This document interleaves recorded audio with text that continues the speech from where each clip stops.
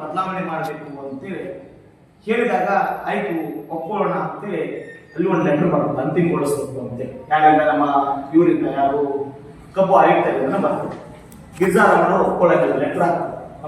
Terms and condition ಕೆಲವರೆಂದರೆ ಕಾರ್ಮಿಕರ ವೇತನ, ಅವ್ರ ಹಿಂಬಾಲಿಕೆ, ಅವ್ರನ್ನ ಮುಂದುವರಿಸೋದು, ಈ ವಿಚಾರ ಕೆಲವೊಂದಿಷ್ಟು ಸಂದರ್ಭ ಕೊಟ್ಟಾಗ ಅವರು ಏನ್ ಮಾಡ್ತಾರೆ, ಕಮಿಷನರ್ ಅವರಿಗೆ ಲೆಟರ್ ಹಾಕಿ ನಮ್ಗೆ ಅವ್ರು ಒಪ್ಕೊಳ್ಳೋಕ್ಕಾಗಲ್ಲ ಅಂತ ಬರ್ತದೆ.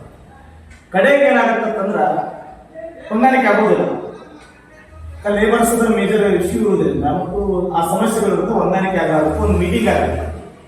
ಯಾವಾಗ ಆಗತ್ತಂದ್ರೆ 2022-13 ಒಂದು ಮೀಟಿಂಗ್ ಕರೀತಾರೆ. ಯಾರ್ಯಾರ ಮಧ್ಯೆ ಮೀಟಿಂಗ್ ಆಗತ್ತಂದ್ರೆ ಒಂದು ಈ ಗಿರಿಜಾರಮ್ಮನ ಅಂತಕ್ಕಂಥವ್ರ ಮಧ್ಯೆ, ಜೊತೆಗೆ ಕಾರ್ಖಾನೆ ಅವ್ರ ಮಧ್ಯೆ, ಇವರಿಬ್ಬರ ಮಧ್ಯೆ ಚಾರ್ಟರ್ಡ್ ಅಕೌಂಟೆಂಟ್ ಅಂದ್ರೆ ಸರ್ಕಾರದ ಪರವಾಗಿ ಏನ್ ಕಂಡೀಷನ್ ಒಪ್ಪುದಿಲ್ಲ ಅಂತ ಹೇಳ್ತಾರಲ್ಲ, ಈ ಕಾರ್ಖಾನೆ ಪರವಾಗಿ 3 ಜನರು ಒಂದು ಒಪಿನಿಯನ್ ಅನ್ನ ಕ್ರಿಯೇಟ್ ಮಾಡಿ 3 ಜನರು ಎಲ್ಲ ರಿಪೋರ್ಟ್ ಅನ್ನ ತೆಗೆದುಕೊಂಡು ಏಪ್ರಿಲ್ 13 ಸ್ಟಾರ್ಟ್ ಆಗುತ್ತೆ. ಅವಾಗ ಏನಾಗತ್ತಂದ್ರೆ 13 ಆಗತ್ತೆ, 15 ನಮ್ಮ ಸ್ಟೇಜ್ ಅಲ್ಲಿ ಸುತ್ತಾರೆ. ಎಲ್ಲಿ ಮುದೋಳದಲ್ಲಿರ್ತಕ್ಕಂಥ ಸ್ಟೇಜ್ ಯಾವ ಸುತ್ತಾರೆ ಅಂದ್ರೆ ಇದು ಹೊಂದಾಣಿಕೆ ಆಗೋದು 13ನೇ ತಾರೀಕು. ಯಾರಲ್ಲಿ ಟೆಂಡರ್ ಆಗೋದಿಲ್ಲ ಅಂತ ಕನ್ಫರ್ಮ್ ಆಗಬೇಕು. ಅಲ್ಲಿವರೆಗೂ ಒಂದು ಭರವಸೆ ಟೆಂಡರ್ ಆಗ್ತೈತಿ, ಕಾರ್ಖಾನೆ ಸ್ಟಾರ್ಟ್ ಮಾಡ್ಬೋದು ಅಂತಕ್ಕಂಥ ಆ ಒಂದು ಮೇಲ್ಮಟ್ಟದಲ್ಲಿ ನಡೆದಿರ್ತಕ್ಕಂಥ ಚರ್ಚೆ. ಆಮೇಲೆ ಹೊಂದಾಣಿಕೆ ಆಗೋದಿಲ್ಲ ಅಂತೇಳಿ ಅವ್ರು 13ನೇ ತಾರೀಕು ಅವ್ರು ಕನ್ಫರ್ಮ್ ಆಗ್ತೈತಿ. ಅವಾಗ ಏನ್ ಮಾಡ್ತಾರೆ, 14ನೇ ತಾರೀಕು ಅಂಬೇಡ್ಕರ್ ಜಯಂತಿ, ಅದ್ರ ನೆಕ್ಸ್ಟ್ ಡೇನ ಏನಾಗೈತಿ, ಸಿಎಂ ಬರೋ ಸಾಧ್ಯತೆ ಇರ್ತದೆ. 20ನೇ ತಾರೀಕು ಸಿಎಂ ಬರ್ತಿರ್ತಾರ, 14ನೇ ತಾರೀಕು ನಮ್ಮ 15ನೇ ತಾರೀಕು ವೇದಿಕೆಯಲ್ಲಿ ಸುಡುವಂತ ಕೆಲಸ ಆಗುತ್ತೆ. ತದನಂತರ ಏನಾಗುತ್ತೆ ಅಂದ್ರೆ, ಇವರು ನಾವು ಹಳೆ ಕಂಡೀಷನ್ ರೆಡಿ ಇದ್ದೀವಿ, ಒಪ್ಕೋತೀವಿ, ನಾವು 242 ಕೋಟಿ ಕೊಡಕ್ಕೆ ರೆಡಿ ಇದ್ದೀವಿ ಅಂತಕ್ಕಂಥ ಗಿರಿಜಾರಮ್ಮನವರು ಮೇ ತಿಂಗಳಲ್ಲಿ ಮತ್ತೊಂದು ಲೆಟರ್ ಆಗ್ತಾರೆ. ಅದಾಗಿದ ತಕ್ಷಣವೇ ಇವ್ರು ಏನ್ ಮಾಡ್ತಾರೆ ಅಂದ್ರೆ, ಇವ್ರು ಆಗಿದ ತಕ್ಷಣವೇ ರದ್ದು ಆಗಿಬಿಡ್ತಾರೆ. ಮೇಲೊಳಗೆ ನಿಮ್ಗೆ ನಡ್ಸಕ್ಕಾಗಲ್ಲ, ನೀವು ಗಿರಿಜಾರಮ್ಮನವ್ರು ಏನು ಮಾಡೋಕ್ಕಾಗಲ್ಲ, ಲೀಸ್ ನಡ್ಸಕ್ಕಾಗಲ್ಲ ಅಂತ ಅವ್ರು ರದ್ದು ಮಾಡ್ತಾರೆ. ರದ್ದು ಮಾಡಿ ಸರ್ಕಾರದ ನಾವು ದೋಷಕ್ಕೆ ಪಾಸ್ ಆಗ್ತದೆ. ನಾವು ಟೆಂಡರ್ ರದ್ದು ಮಾಡಿದ್ವಿ, ಇವ್ರು ಕೊಡಕ್ಕಾಗಲ್ಲ, ಇವ್ರು ಯಾವುದೇ ಕಂಡೀಷನ್ ಒಪ್ಕೊಳ್ಳೋದಿಲ್ಲ. ಆ ತಕ್ಷಣವೇ ಅವ್ರು ಏನ್ ಮಾಡ್ತಾರೆ ಅಂದ್ರೆ, ಕೋರ್ಟ್ ಅನ್ನ ಮೆಟ್ಲಾಗಿರ್ತಾರೆ, ರಿಟ್ ಪಿಟಿಷನ್ ಆಗ್ತಾರೆ. ನಾವೆಲ್ಲ ಕಂಡೀಷನ್ ಅನ್ನ ರೆಡಿ ಇದೀವಿ, ಇವ್ರು ನಮ್ಮ ಫ್ಯಾಕ್ಟ್ರಿ ಕೊಡ್ತಾ ಇಲ್ಲ ಅಂತ ಹೇಳಿ ಗಿರಿಜಾರಮ್ಮನವರು ಕೋರ್ಟ್ಗೆ ಹೋಗ್ತಾರೆ. ಆ ಕೋರ್ಟ್ ಪ್ರೊಸೆಸ್ ನಡೀತಿರ್ತದ. ಆಮೇಲೆ ಏನಾಗತ್ತಂದ್ರೆ, ನಮ್ಮ ರನ್ ಕಾರ್ಖಾನೆ ಪ್ರಾರಂಭ ಆಗ್ತದೆ. ಹೆಂಗ್ ಪ್ರಾರಂಭ ಆಗ್ತದೆ, ಅವತ್ತಿನ ಅಧ್ಯಕ್ಷರು ಕಾಲ್ ಡಿಪಾಸಿಟ್ ಅನ್ನ ಇಲ್ಲಿ ಸಂಗ್ರಹ ಮಾಡೋದ್ರ ಮುಖಾಂತರವಾಗಿ ಫ್ಯಾಕ್ಟ್ರಿಯನ್ನು ಸ್ಟಾರ್ಟ್ ಮಾಡ್ತಾರೆ. ಫ್ಯಾಕ್ಟ್ರಿ ಸ್ಟಾರ್ಟ್ ಆಗುತ್ತೆ. ಫ್ಯಾಕ್ಟ್ರಿ ಕೆಲವು ವ್ಯತ್ಯಾಸಗಳಾಗ್ತಾವೆ, ವ್ಯತ್ಯಾಸದ ಬಗ್ಗೆ ನಾವು ಇವತ್ತು ಮಾತಾಡೋದಿಲ್ಲ. ಕಾರ್ಖಾನೆ ಪ್ರಾರಂಭ ಆಗ್ತದೆ. 2023 ಚುನಾವಣೆ ಮುಗೀತದೆ. ಮುಗಿದಾದ್ಮೇಲೆ ಹೊಸ ಸರ್ಕಾರ ಬರುತ್ತೆ. ನಮ್ಮ ಭಾಗದಿಂದ ಹೊಸ ಜನಪ್ರತಿನಿಧಿಗಳು ಆಯ್ಕೆ ಆಗುತ್ತೆ. ಎಲ್ಲರೂ ಭರವಸೆ, ಈ ಸಲ ನಾವು ಕಾರ್ಖಾನೆನ ರನ್ ಮಾಡೋಣ. ಹೊಸ ಸರ್ಕಾರ ಬಂದ ಮೇಲೆ ಇರ್ತಕ್ಕಂಥ ಆಡಳಿತ ಮಂಡಳಿ ರಾಜೀನಾಮೆ ಕೊಟ್ಟಿರ್ತಕ್ಕಂಥ ಆಡಳಿತ ಅಧಿಕಾರಿ ನೇಮಕ. ಆಡಳಿತ ಅಧಿಕಾರಿ ನೇಮಕ ಆಗಿರ್ತಕ್ಕಂಥವ್ರು ಫ್ಯಾಕ್ಟರಿನ ರನ್ ಮಾಡಬೇಕಾಗಿರ್ತಕ್ಕಂಥ ಜವಾಬ್ದಾರಿ, ಲೀಸರ್ ಆಗಿರ್ಬೋದು ಅಥವಾ ಸರ್ಕಾರದಿಂದ ಬೇರೆ ಬೇರೆ ಅನುದಾನ ತೆಗೆದುಕೊಂಡು ಫ್ಯಾಕ್ಟರಿಯನ್ನು ಸ್ಟಾರ್ಟ್ ಮಾಡಬೇಕಾಗಿರ್ತಕ್ಕಂಥ ಜವಾಬ್ದಾರಿ ಆಡಳಿತ ಅಧಿಕಾರಿ ಮೇಲೆ. ಆಮೇಲೆ ಇದನ್ನ ಸಮೀರ್ ವಡಾರ್ ಕೊಡಬೇಕು ಅಂತ ಒಂದು ಚರ್ಚೆ ನಡೀತು. ಯಾರಿಗೆ ಕೊಡಬೇಕು, ಸಮೀರ್ ವಡಾರ್ ಕೊಟ್ಟ ಫ್ಯಾಕ್ಟರಿ ನಡೀತೈತೆ ಅಂತ ಸಾಕಷ್ಟು ಮೀಟಿಂಗ್ ಎಲ್ಲ ಆಗಿದೆ. ಸಮೀರ್ ವಡಾರ್ ಹೆಂಗ್ ಕೊಡಬೇಕು, ಲೀಸ್ ಕೊಡಕ್ಕಾಗಲ್ಲ, ಆಪರೇಟಿಂಗ್ ಅಂಡ್ ಮೇಂಟೆನೆನ್ಸ್ ನ ಕೊಡು. 5 ವರ್ಷ ಕೇಳಿದ್ರು, 3 ವರ್ಷ ಅಟ್ಲೀಸ್ಟ್ ನಾವು ಕೊಟ್ಟು ಸಮೀರ್ ವಡಾರ್ ಕೊಡೋದಕ್ಕೆ. ಸಮೀರ್ ವಡಾರ್ಗೋಸ್ಕರ ನಾವು ಏನ್ ಮಾಡ್ಕೊಂಡು ಆಯುಕ್ತರು ಲೆಟರ್ ಬರುತ್ತೆ ಸರ್ಕಾರದ ವಾಣಿಜ್ಯ ಮತ್ತು ಕೈಗಾರಿಕಾ ಇಲಾಖೆ, ಇಲ್ಲ ಸಮೀರ್ ವಡಾರ್ ಬಂದು ಕಲಿಯೋದು ಬೇಡ, ಫ್ಯಾಕ್ಟ್ರಿ ಸ್ಟಾರ್ಟ್ ಮಾಡೋಣ. ಸಮೀರ್ ವಡಾರ್ ಕೊಟ್ರೆ ಈ ಫ್ಯಾಕ್ಟ್ರಿ ಸ್ಟಾರ್ಟ್ ಆಗತ್ತೆ ಅಂತಕ್ಕಂಥ ವಿಚಾರಗಳನ್ನ, ಏನೇನು ಸಾಲ ಎಲ್ಲ ಐತಿ ವ್ಯವಸ್ಥೆ ಎಲ್ಲ ಲೆಕ್ಕನ್ನ ಕಮಿಷನರ್ ಬರಬೇಕು. ಇದಾದ ತಕ್ಷಣವೇ ಆಗಿರ್ತಕ್ಕಂಥದ್ದು ಏನಂದ್ರೆ, ಹಿಂದೆ ಕೋರ್ಟ್ ಹೋಗಿರ್ತಕ್ಕಂಥ ಗಿರಿಜಾರಮ್ಮ ಅಂತಕ್ಕಂಥ ಒಂದು ಕಂಪನಿ ಕೋರ್ಟ್ ಹೋಗಿತ್ತು, ಅದಕ್ಕೆ ಆರ್ಡರ್ ಬಂತು.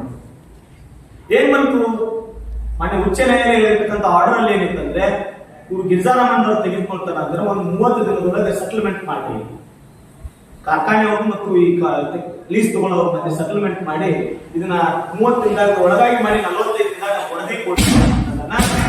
ಕೋರ್ಟ್ ಅವ್ರು 2022 ಹೋಗಿರ್ತಕ್ಕಂಥ ಇದ್ರ ಮೇಲೆ ಆದೇಶ. ತಕ್ಷಣವೇ ನಮ್ಮ ಆಡಳಿತ ಅಧಿಕಾರಿ ಡಬಲ್ ಬೆಂಚ್ಗೆ ಇಲ್ಲ 30 ದಿನ ಲೇಟ್ ಆಗತ್ತೆ, ಕಾರ್ಖಾನೆ ಸ್ಟಾರ್ಟ್ ಮಾಡ್ಬೇಕಂತ ನಾವು ಇಮಿಡಿಯೇಟ್ ಚಾಲೂ ಮಾಡ್ತೀವಿ, ಕಾರ್ಖಾನೆಯನ್ನು ಸ್ಟಾರ್ಟ್ ಮಾಡ್ತೀವಿ ಅಂತ ಡಬಲ್ ಬೆಂಚಿಗೆ ಹೋಗಿ ಏನ್ ಮಾಡ್ತಾರ. ಒಟ್ಟಾರೆ ಕಾರ್ಖಾನೆ ವಿಚಾರವಾಗಿ ಈಗಾಗಲೇ ಎಲ್ಲ ದಾಖಲಾತಿಗಳು ಪ್ರಸಿದ್ಧಗೊಂಡಾಗ ಬಹಳಷ್ಟು ಜನ ಸುಳ್ಳಿನ ಸಾಮ್ರಾಜ್ಯವನ್ನ ಬಹಳ ದಿನಗಳಿಂದ ಕಟ್ಕೊಂಡು ಬಂದ್ರು.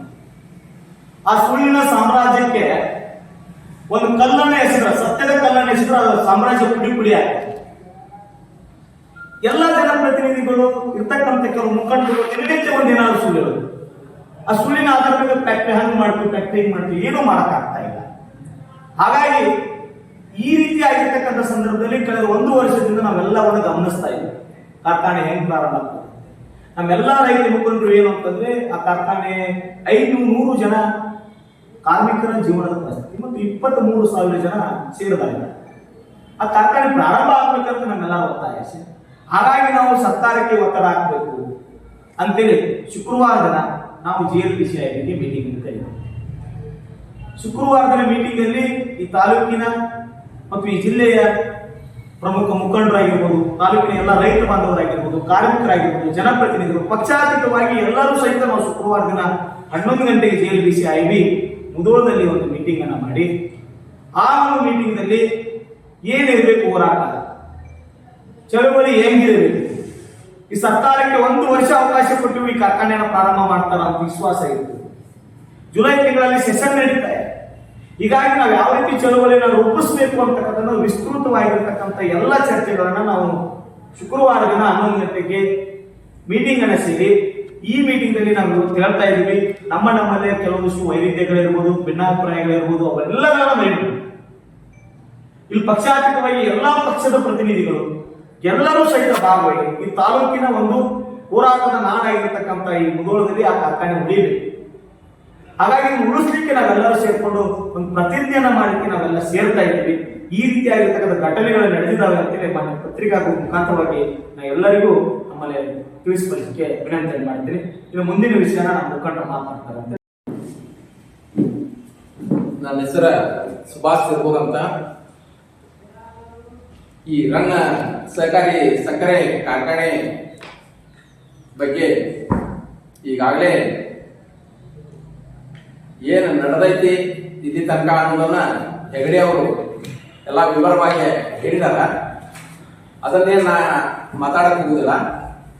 ಆದ್ರೆ ಈ ಕಾರ್ಖಾನೆ ಉಳಿಬೇಕಾದ್ರೆ, ಈ ಕಾರ್ಖಾನೆ ಬೆಳಿಬೇಕಾದ್ರೆ ಎಲ್ಲರೂ ಪಾರ್ಟಿ ಅಲ್ಲಾರ್ದ ಎಲ್ಲರೂ ರೈತರು ಒಂದು ಸೂರ್ಯನ ಕೆಳಗಡೆ ಬಂದ ಜಾಗೃತಾಗಿ ಒಂದು ಸೂರ್ಯನ ಕೆಳಗಡೆ ಬಂದ್ರ ಬೇರೆ ಏನೂ ಮಾಡ್ಬೇಕಾಗಿಲ್ಲ. ಎಲ್ಲರೂ ಒಂದ್ ಕಡೆ ಕೂಡಿದ್ರ ಈ ಕಾರ್ಖಾನೆ ಪ್ರಾರಂಭ ಆಗ್ತೈತಿ ಮತ್ತು ಮುಂದೆ ಈ ಕಾರ್ಖಾನೆ ನಡ್ಕೊಂಡು ಹೋಗ್ತೈತಿ ಅಂತ ಹೇಳಿ ನನ್ನ ಮಾತು.